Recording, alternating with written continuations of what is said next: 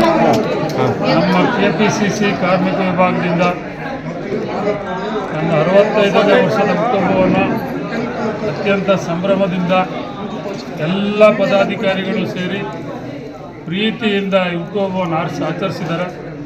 ರಾಜ್ಯದ ಮೂಲೆ ಮೂಲೆಯಿಂದ ಬಂದಿರತಕ್ಕಂಥ ನಮ್ಮ ಜಿಲ್ಲಾ ಅಧ್ಯಕ್ಷಗಳು, ರಾಜ್ಯ ಪದಾಧಿಕಾರಿಗಳು, ಬ್ಲಾಕ್ ಅಧ್ಯಕ್ಷಗಳು ಎಲ್ಲರೂ ಕೂಡ ವಿಶೇಷವಾಗಿ ಅಭಿನಂದನೆ ಹೇಳ್ತಾನೆ. ನನ್ನ ಈ ಮಟ್ಟಕ್ಕೆ ರಾಜಕೀಯವಾಗಿ ಬರಲಿಕ್ಕೆ ನನ್ನೆಲ್ಲ ಕಾರ್ಮಿಕ ವಿಭಾಗದ ಬಂಧುಗಳು ಕಾರಣ. ಅವರೆಲ್ಲರಿಗೂ ಕೂಡ ನನ್ನಷ್ಟೇ ಅಧಿಕಾರವನ್ನು ಮುಂದಿನ ದಿನಗಳು ಸಿಗಲಿ ಅಂತೇಳಿ ನಾನು ಹಾರೈಸ್ತೇನೆ. ಹುಟ್ಟುಹಬ್ಬಕ್ಕೆ ಹಾರೈಸಿದ ಎಲ್ಲ ನನ್ನ ಮಿತ್ರ ಬಳಗಕ್ಕೆ ವಿಶೇಷವಾಗಿ ಧನ್ಯವಾದವನ್ನು ಹೇಳ್ತೇನೆ. ನಮಸ್ಕಾರ. ಸರ್, ಈಗ ನೂತನವಾಗಿ ಮುಖ್ಯಮಂತ್ರಿಗಳು ಏನು ಹೇಳ್ತಾರೆ? ಸನ್ಮಾನ್ಯ DK ಶಿವಕುಮಾರ್ ಅವ್ರಿಗೆ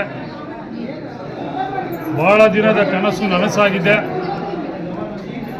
ಒಬ್ಬ ಸಾಮಾನ್ಯ ಕಾರ್ಯಕರ್ತನಿಗೆ ಚೀಫ್ ಮಿನಿಸ್ಟರ್ ಮಾಡೋ ಅವಕಾಶ ಇದೆ ಅನ್ನೋದಾದರೆ ಅದು ಕಾಂಗ್ರೆಸ್ನಲ್ಲಿ ಮಾತ್ರ ಅಂತೇಳಿ ಅದ್ರ ಮೇಲೆ ನಂಬಿಕೆ ಇಟ್ಕೊಂಡು ಕಳೆದ 40 ವರ್ಷದಿಂದನೂ ಕೂಡ ಯಾವುದೇ ಪಕ್ಷಕ್ಕೆ ಹೋಗದೆ ಎಂಥ ಒತ್ತಡ ಬಂದರೂ ಕೂಡ ಯಾವುದಕ್ಕೂ ಜಗ್ಗದೆ ಬಗ್ಗದೆ ಕಾಂಗ್ರೆಸ್ಗೆ ದುಡಿತಾ ಇರೋದ್ರಿಂದ ಬಹುಶಃ ಅವ್ರಿಗೆ ಅಧಿಕಾರ ಹುಡುಕೊಂಡು ಬಂದಿದೆ.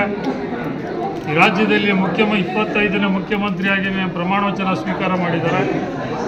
ಈ ರಾಜ್ಯದ ಜನರಿಗೆ, ವಿಶೇಷವಾಗಿ ಬಡವರಿಗೆ, ಕಾರ್ಮಿಕರಿಗೆ, ಶೋಷಿತರಿಗೆ, ಅಲ್ಪಸಂಖ್ಯಾತರಿಗೆ, ದಲಿತರಿಗೆ ವಿಶೇಷವಾದ ಕಾಳಜಿಯನ್ನು ಹೊತ್ತು ಈ ರಾಜ್ಯವನ್ನು ಉನ್ನತ ಮಟ್ಟಕ್ಕೆ ಕೊಂಡೊಯ್ತಾರೆ ಅಂತೇಳಿ ಆಶಾಭಾವನೆಯನ್ನು ಇಟ್ಕೊಂಡು ನಮ್ಮ ಹೈಕಮಾಂಡ್ ಅವರನ್ನು ಮುಖ್ಯಮಂತ್ರಿ ಮಾಡಿದ್ದಾರೆ.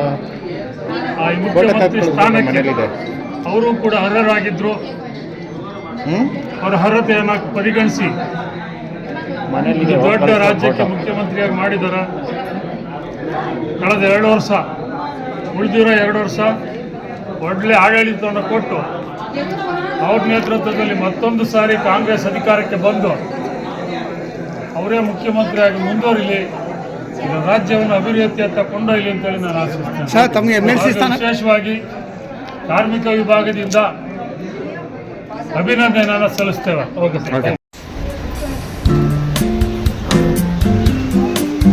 ಸರ್. ಮೇಡಮ್ ಸ್ವಲ್ಪ ಹತ್ರ ಬನ್ನಿ, ಸ್ವಲ್ಪ ಮುಂದೆ ಬನ್ನಿ ಮೇಡಮ್. ಸರ್, ಅಮ್ಮ ಇಲ್ಲಿ ನೋಡಿ, ಮೇಡಮ್ ಅವರ ಇಲ್ಲಿ. ಸರ್, ಈ ಕಡೆ ಫಸ್ಟ್ ಶಾಲು ಹಾಕ್ಬೇಕಾಯ್ತು. ಹಾಕಿ ಫಸ್ಟ್ ಶಾಲು, ಆಮೇಲೆ ಹಾರ.